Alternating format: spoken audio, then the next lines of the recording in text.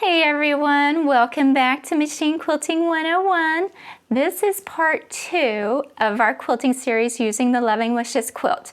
In part 1, we used a heart stencil to create little heart clusters around our quilt. And in case you missed it, we will link that down below for you. Today, we are going to be doing some outline quilting. So we're going to outline around our hearts and our stars, and we're also going to be doing some stitch in the ditch so that we can hop over and work in different areas of our quilt. So we're going to use the walking foot attachment. I'm going to put that on the machine and we are going to dive right in. All right, let's talk walking feet, because what we want to do is use a walking foot attachment. We do not want to be using our regular little presser foot attachment, because what happens is that because we're using 3 layers here, the feed dogs on the bottom are going to feed that bottom fabric through, but the fabric on the top isn't going to get fed through as easily. So our fabrics will wind up shifting and you'll wind up getting, puckers, or that it won't come out even. Your top layer will wind up overshooting your backing fabric. So that's why we want to use a walking foot. And I've got 2 examples here. This one is just your general walking foot, and what it does is it's going to attach here to where your screw attaches on for your normal foot attachments. This part here attaches to the needle bar, so this is the part that's going to move up and down. And if you can see that, the little feet on the bottom of here, those are their little grippy feet. They actually move up and down with the needle. So as the needle moves, it's going to move, and it helps to feed the fabric through. So it's like little feed dogs for the top of your fabric. Now, if you don't have one of these for your machine, you can easily buy these aftermarket. Just look up, like on Amazon or somewhere, that what your machine is, the model number, and walking foot, and you'll find a general universal foot for it, and it'll list, your machine model. The main thing to know is whether you have a low shank or a high shank for where it attaches. Now this one here is a dual feed attachment. This is made specifically for this machine, and it's electronic, so it's got more like a conveyor belt on the bottom. It's great too that I use it because that's what came with this machine. You don't have to have something fancy like this. These little things, they're not that expensive, so they're great to have. Just like you have a 1/4 inch foot for your quilting when you're doing your piecing, this is great for when you're doing your machine quilting, for your outline quilting, your stitch in the ditch, anything like that, your straight line quilting. So what we're going to do is I'm going to get mine on here, and we are going to jump right in and start doing some outlining around our hearts and stars. So another thing I want to tell you all is, I know this foot attachment has markings so that I know where my 1/4 inch is when I'm doing outline quilting, because that's the main thing, is we want to keep a consistent line, whether it's a 1/4 inch or a 1/2 inch, whatever you decide on, that it's easy for you to be able to see. This foot attachment, this walking foot, doesn't have that marking, but this is what you're going to do. For this one, you see how there's a little gap right there where the feed dogs are? You can just line up that little gap, because your center is going to be where your needle is. And if you see that, when you line up your little gap right along the seam line, you can get your 1/4 inch outline right there. Now, if you wanted to go wider, like for a 1/2 inch, you can line it up with the outside of the seam, with the outside of the foot. So that's how you can judge it. You can always measure it over, that way you know where your 1/4 inch is, or how far of a gap that you want to have.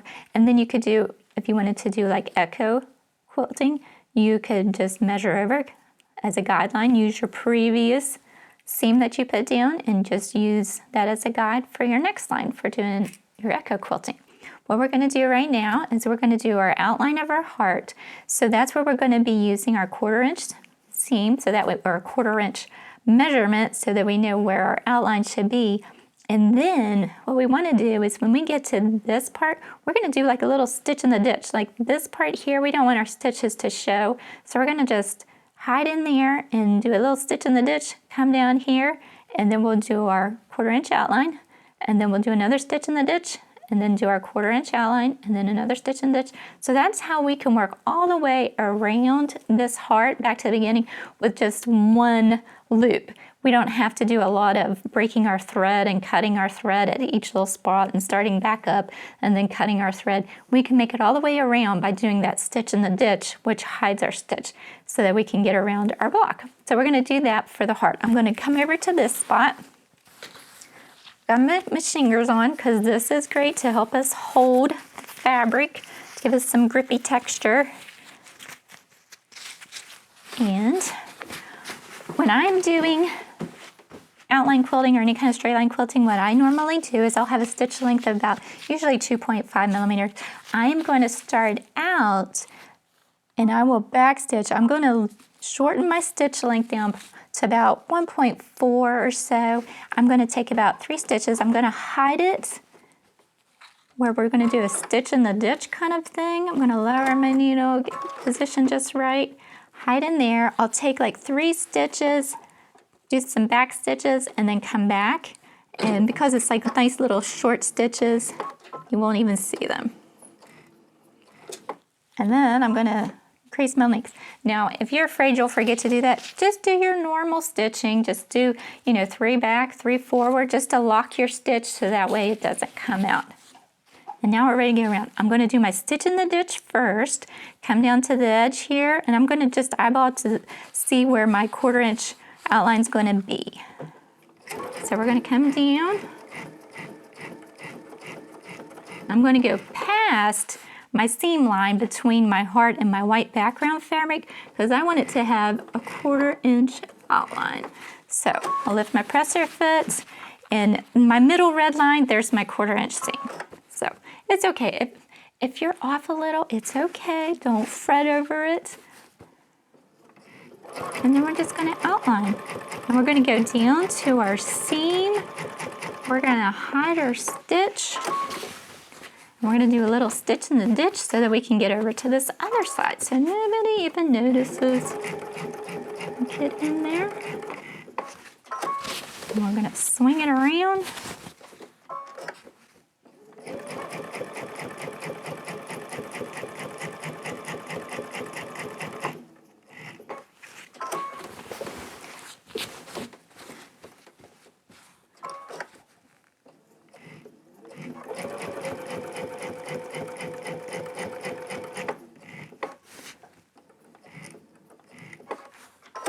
You can see how this saves time from having to cut our threads and start again and moving. Just doing a little stitch in the ditch to hop over to another area.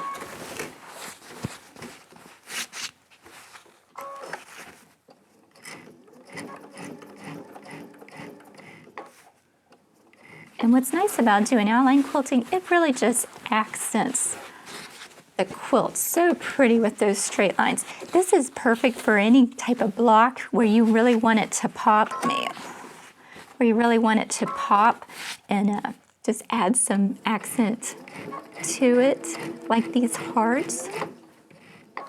Make it stand out a little bit. And then we're going to swing back up. Now you do have to move your quilt around, but you know what? Everything's secured because I'm leaving my needle down while I raise that presser foot. I don't want to pull my needle up or otherwise I'll lose my position, okay? So anytime we stop and lift the presser foot, we're going to leave our needle down. And if your machine has it where you can program to keep your needle down when you lift your presser foot, go ahead and set that so that the needle's in the down position. That way you don't have to always remember. That way when you raise your presser foot, oh, I need to go just a hair farther. I just need a little tiny stitch there. Get into the seam.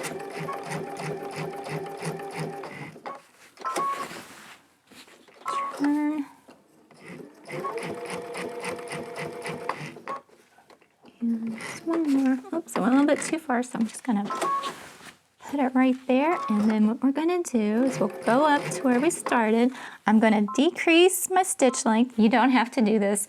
You're not going to see it much anyway in the ditch there. I'll go back and then I'll just go forward a little bit just to lock those stitches. Cut my thread and I'll trim off this top thread so you guys can see. So that's how I did it. So that way we did all the way around the heart with just one start and stop, and we didn't have to cut our thread a bunch of times to do it. Now, I do want to explain with doing around the star. So let's look at one where I've already done it. So for this star, when we have like a center star, Here I wanted to, I'll show you on this one. Here I wanted to make sure the star points that they went all the way, extended all the way out past the block size, because I really wanted that to feel like the star was kind of shining and, you know, just sparkling and glowing. So that's why I kind of overshot the block, so that way you could keep those points. But do you see this? I've got my sashing. This is where I'm going to be doing my border. And I know I'm going to do like a border design through here. We're going to be doing the feather border in the next class in part 3. I don't want to shoot my star out past there to get the points in. I'm going to just do the stitch in the ditch right there, so that way I can hop over and come back around to do my outlining. So along the edge there, I'm not going to shoot out over past, but just along the inner blocks, as you can see, like where I put my hearts in for the accent parts here, I still want those star points to be captured, so that way we can see how, you know, it just makes it look nice and clean. So for the center, I would do that all the way around. You know, make sure I've got my points all the way around. But it's on those end pieces where the borders start connecting. Those stars I'm going to have to watch and make sure I can skirt around and go in this, do the stitch in the ditch. So let's do this star, and we're just going to, because we don't really have a spot to hide, we're just going to start anywhere we want because nobody's really going to notice. So we'll get our gloves on.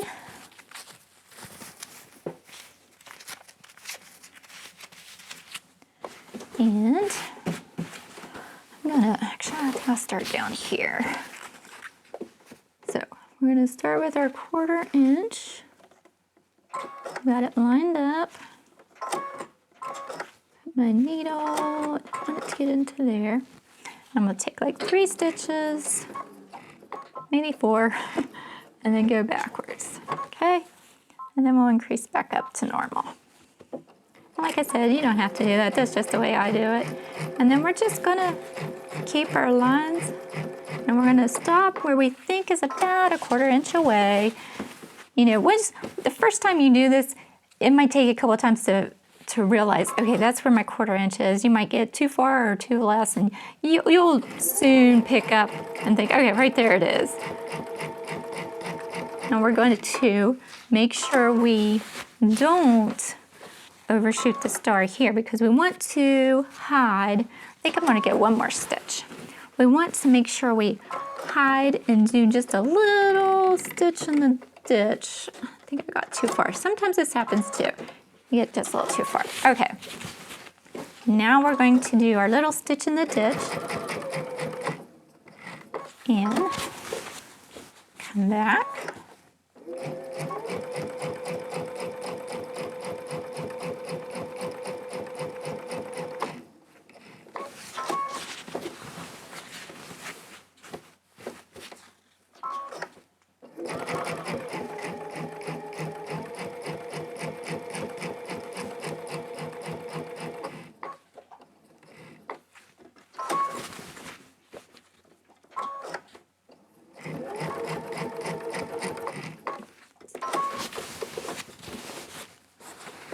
Now I think I did get a little bit on the sashing. Let me see. No, it's fine. Okay, so this part is where we're going to come past our star point.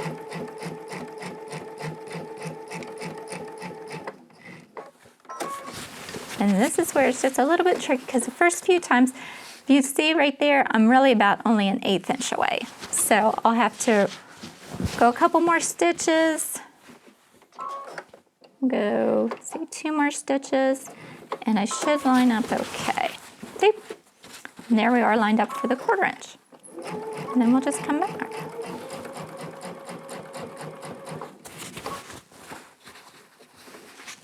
I'm just keeping it straight and flat.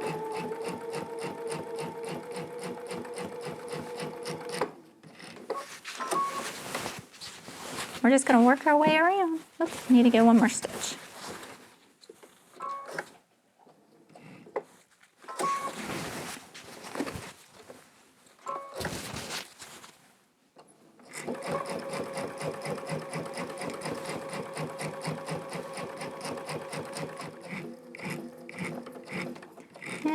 going to reduce my stitches down, back stitch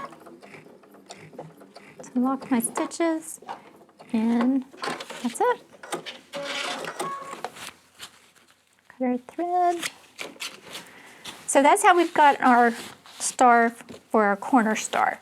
So I'll also need to do this star. I haven't done it yet. Let me show you too. We'll do a couple little spots here. I've already started doing some stitch in the ditch going around these cute little squares because I thought these would just look so cute if we just do a little stitch in the ditch just to help make them pop. Because sometimes, here you can see there's no stitch in the ditch done. The quilting looks really flat because it's all the same level. Though sometimes all you want, instead of doing an outline quilting, like here, we may not have enough room to do an outline quilting, but just doing a little stitch in the ditch really makes that kind of pillow up so that it looks pretty. And I wanted to explain this a little bit more for you, that when you press your seams to one side, you want to be stitching on the low side. So say you have your seam allowance pressed underneath to one side. You're going to want to stitch on the low side of the fabric, not up on the high side, because your stitches are going to show more if you're trying to do stitch in the ditch. If you press your seams open, you don't have to worry about that because your seam, where you do a stitch in the ditch, it'll just nest in there perfectly. So I'm going to show you here, like between this gingham fabric and the white fabric, I actually stitched on the white fabric for my stitch in the ditch, and see how perfectly it fell right into that seam, so that way it was nice and nested in there. Now when I came back and I did this section, the seam allowance is actually pressed to the white fabric. So I stitched on the pink gingham to hide my stitches through there. So you might have to switch back and forth, that way your stitches won't show so much, and to which side you stitch on, but that will just help you as you learn to do your stitching. Stitch in the ditch is great for accenting your pieces, so that way they have like a little pillowed effect. It really gives a nice look to your quilts. A lot of times people will use stitch in the ditch to secure a block before they do free motion quilting, so you can always use it in that way too. So let's get started, and we'll do this little section so that way you guys can see. We are going to start out, do our little back stitch to secure our stitches. And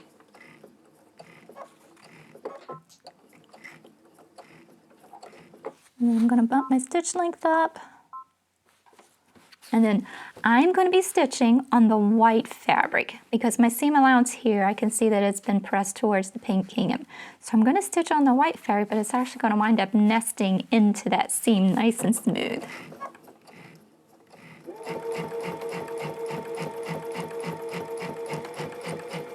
Now for the next part, I actually have to stitch on the pink printed fabric because I can see where my seam has been pressed to. On this white fabric, it's easy to see that I have a high side and a low side.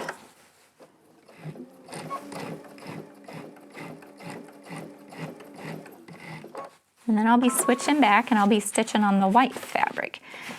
So I know you guys might think, oh, this is hard, but it's not. You'll get the hang of it as soon as you start doing it. And this is really only for when you're doing stitch in the ditch that you have to worry about which way the seam's pressed. It's just to help hide those stitches so much better, that it's not so noticeable. That's why I guess if you think about it, outline quilting is a lot easier. Because then we don't have to think, oh, which side should I stitch on?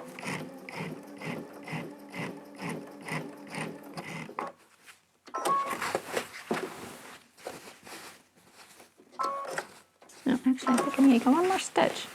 Couldn't quite see there.